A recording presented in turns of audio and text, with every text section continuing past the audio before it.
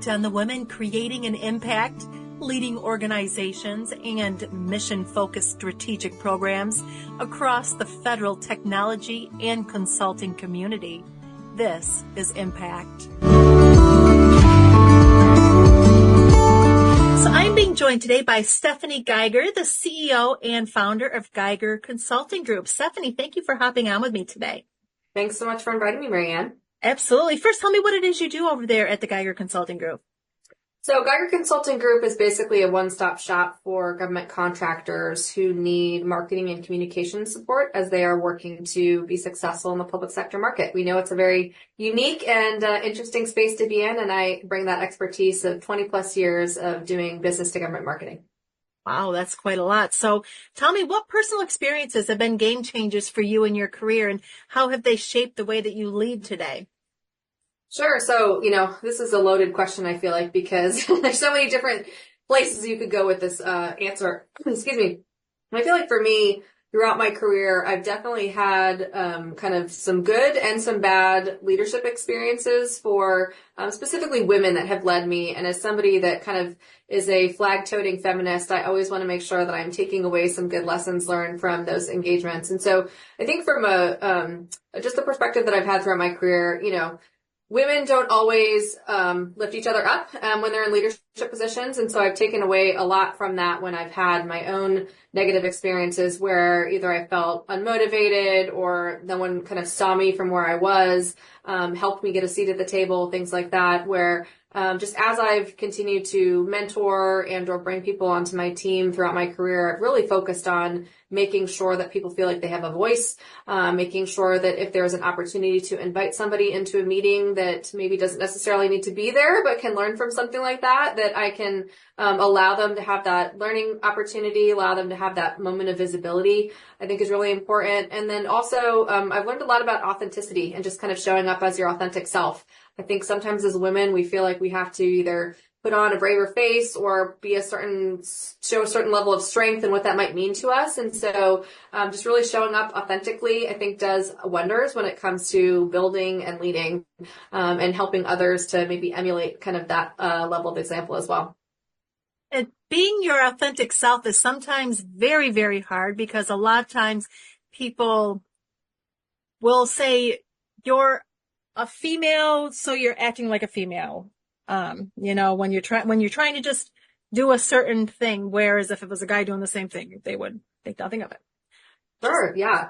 I keep seeing this one commercial that pops up. It's the run like a girl commercial where it's these girls after you show older kids and or boys that are showing what it looks like to throw like a girl, to run like a girl. And then you have these girls that are just determined and running and this is just me, right? I'm just showing up. And so, I think sometimes we feel like we might need to, dim our voice, dim our light in some instances when we're showing up, but we have a lot of important, powerful things to contribute to the conversation. And so I just invite young women out there anywhere that are listening that, don't dim yourself, to think that that's what's going to help get you into a more successful position or a more influential position.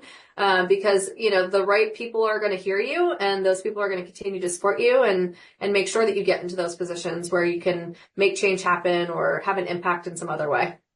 That's right. So how do you keep the spark alive in your leadership journey, and what's your go-to approach for turning through tough situations into chances for growth?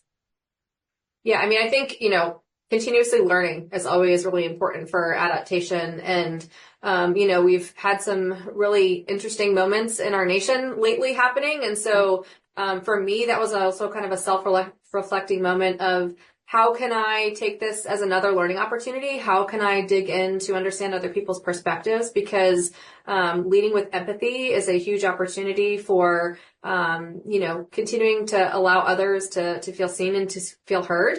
And so I think just really making sure that you're reading, you're looking at other people's perspectives, you're showing up in places that maybe make you feel a little uncomfortable, to push yourself outside of that comfort zone and maybe find ways that you can enhance areas where you maybe felt like you were a little weaker before, right? I am a fake extrovert. Like I really had to turn it on when I'm out there and networking. And so I recognize that about myself. And so I think maybe sometimes pushing myself out there a little bit more as a businesswoman to be in networking environments where I don't know 50 people and it's kind of completely net new to me. So it's just, I think finding different venues for learning as well as what can you consume to kind of help you to evolve. And I think for me, the chances for growth in tough situations is, proactive communication and communicating openly. I think at the end of the day, if you feel like you have spoken your piece in a respectful and constructive manner and were allowed to have that kind of back and forth with someone, you might not ultimately agree, but at least you feel like you've come to a place where everybody's self has been heard. And then you hopefully collectively can kind of work towards a solution where everybody feels like they benefit in some way. But I think just framing challenges as opportunities for growth is really an important way to look at it. And it's never a bad thing to go through a challenge. I think it's a great learning opportunity if you can look at it in that way. Okay, so now, in your opinion, what are some simple ways that organizations can create a more welcoming environment for women leaders to thrive and to grow? Mentorship programs, I think a huge opportunity for companies to set that pace for growth for women.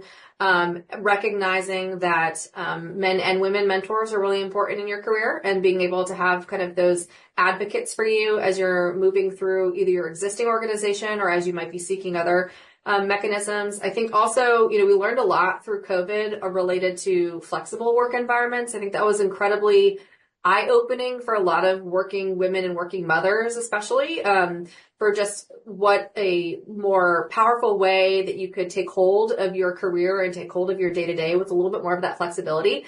So I think embracing maybe more of that flexible work policies and kind of acknowledging the diverse needs of women and of your workforce and being able to particularly balance, family and your work requirements, I think is definitely something that organizations can continue to evolve and what those policies look like.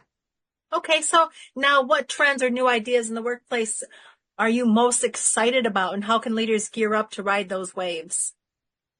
Yeah, I think, AI is clearly going to be a huge trend. I'm sure there's a lot of people talking about that, right?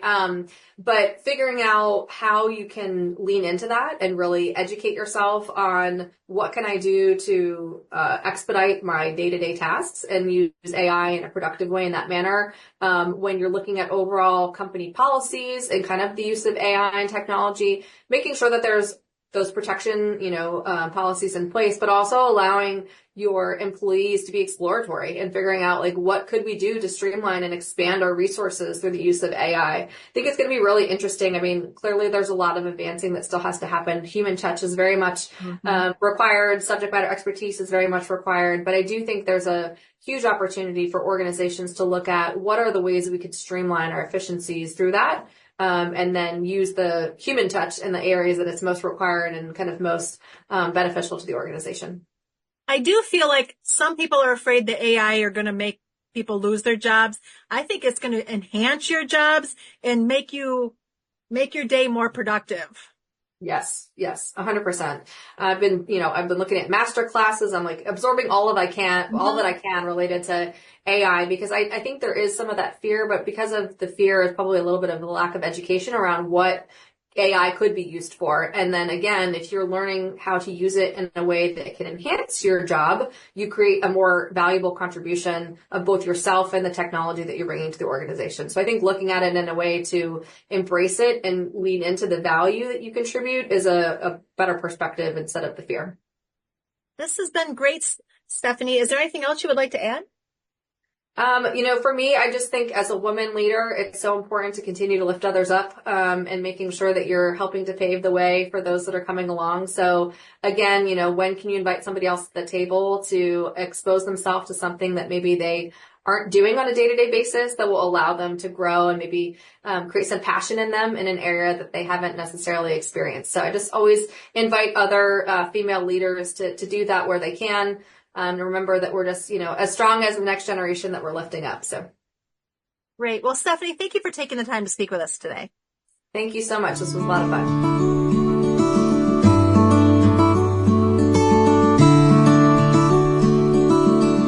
for listening. Be sure to subscribe to our podcast so you're keeping up to date on the latest episodes, and learn more at govforum.io.